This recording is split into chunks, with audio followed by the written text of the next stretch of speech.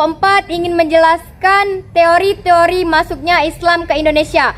Nah, jadi sebelumnya izinkan kami memperkenalkan diri masing-masing. Dimulai dari saya. Saya Moza Aulia. Saya Rasti Dinanti. Saya Mediana. Saya Oktariana. Saya Danwar Sisa Sabila. Saya Talita Putri. Saya Jessica Suci Ramadhania. Itu saja perkenalan singkat dari kami. Jangan lupa saksikan video kami.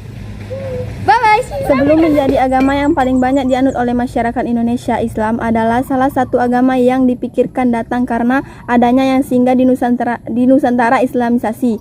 Mulai berkembangnya pas menurunnya pengaruh kerajaan Hindu-Buddha. Bahkan di masa itu, kerajaan-kerajaan Islam mendominasi Nusantara dan menggantikan kerajaan Hindu-Buddha. Nah, sebenarnya ada banyak teori yang menjelaskan awal mula masuknya Islam ke Indonesia. Menurut beberapa teori, ajaran Islam masuk melalui perdagangan sambil berdakwah atau memang datangnya ke negara untuk menyiarkan Islam. Namun, para ahli sejarah menetapkan bahwa ada 4 teori masuknya Islam ke Indonesia, yaitu teori Gujarat, teori Persia, teori Cina, dan teori Mekah. Yang pertama, teori Gujarat. Teori ini dikemukakan oleh seorang ilmuwan bernama J.P. Snapple. Ilmuwan yang bernama J.P. Snapple dan didukung oleh Christian Snowland.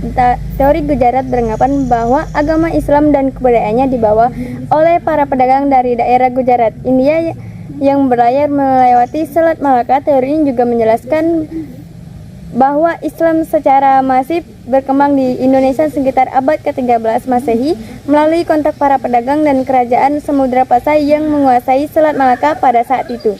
Teori ini diyakini oleh SNCK Grange karena adanya hubungan perdagangan yang cukup erat antara Indonesia dan India. Teori Gujarat juga diperkuat dengan penemuan makam Sultan Samudra Pasai Malik Asale pada tahun 1297. Makam Maula Malik Ibrahim yang keduanya bercorak-corak serta tulisan Marco Polo. Namun terdapat kelemahan teori Gujarat. Teori ini ditentang oleh Guy Morrison, seorang jurnalis asal Australia. Ia mengatakan bahwa belum tentu Islam didatang oleh Gujarat hanya karena memiliki penemuan corak batu nisan yang mirip dengan yang ada di Gujarat. Selain itu, pada awal abad kedua Masehi, masyarakat Gujarat masih menganut agama Hindu. Yang kedua adalah teori Persia. Teori Persia didukung oleh Husain Jajan, Nanarat, dan Umar Amir Hussein. Mereka berpendapat bahwa Islam masuk ke Indonesia melalui perdagangan yang berasal dari Persia, bukan dari Gujarat. Persia adalah sebuah kerajaan yang saat ini kemungkinan besar berada di Iran. Teori ini tercetus karena pada awal masuknya Islam ke Indonesia di abad ke-13, ajaran yang merak saat itu adalah ajaran Syiah yang berasal dari Persia. Selain itu, terdapat beberapa kesamaan budaya dan tradisi di Indonesia dengan yang ada di Persia. Contohnya adalah peringatan 10 Muharram Islam Persia yang serupa dengan upacara peringatan bahwa tabuk atau tabut di wilayah seperti Sumatera, khususnya Sumatera Barat dan Jambi, serta kesamaan corak seni kaligrafi.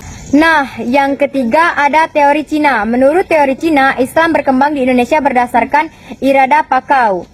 Tiongkok masyarakat sebenarnya sudah memiliki hubungan erat dengan masyarakat Indonesia. Jauh sebelum Islam dikenal Indonesia pada masa Hindu-Buddha, etnis Tiongkok telah berbaur dengan penduduk Indonesia melalui perdagangan agama Islam sendiri. Berkembang di Cina pada masa dinasti 618 sampai 905 Masehi.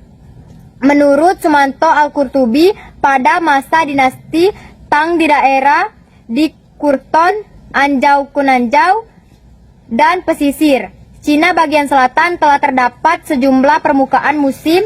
Teori Cina dikuatkan dengan beberapa bukti di antara Raden Pata, Raja Denmark yang merupakan keturunan di Tiongkok.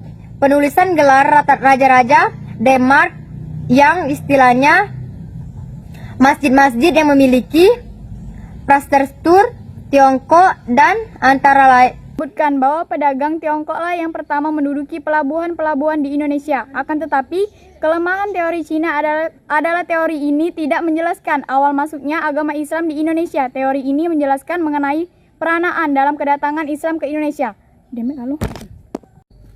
Yang keempat, ada teori Arab. Teori Arab didukung oleh beberapa tokoh seperti Buya Hamka dan Van Leer. Dalam teori Arab dijelaskan bahwa Islam masuk ke Indonesia pada abad ke-17. Ajaran Islam dibawa langsung oleh para musafir dari Arab yang memiliki semangat untuk menyebarkan Islam ke seluruh dunia. Teori Arab diperkuat dengan adanya sebuah perkampungan Arab di Baru, Sumatera Utara yang dikenal dengan nama Bandar Kalika. Selain itu, Samudra Pasai Masjab yang dikenal adalah Masjab Syariah. Masjab ini juga dikenal di Arab dan di Mesir pada saat itu. Kemudian bukti lain teori Arab adalah dipergunakannya gelak al-Malik pada raja-raja Samudra Pasai, seperti budaya Islam di Mesir. Namun, teori Arab memiliki kelemahan. Teori ini dianggap kurang memiliki sumber tertulis yang menjelaskan peranan bangsa Arab terhadap proses penyebaran ajaran Islam di Indonesia. Demikianlah penjelasan singkat dari kami. Apabila ada salah, kami mohon maaf. Kami akhiri. Wassalamualaikum warahmatullahi wabarakatuh.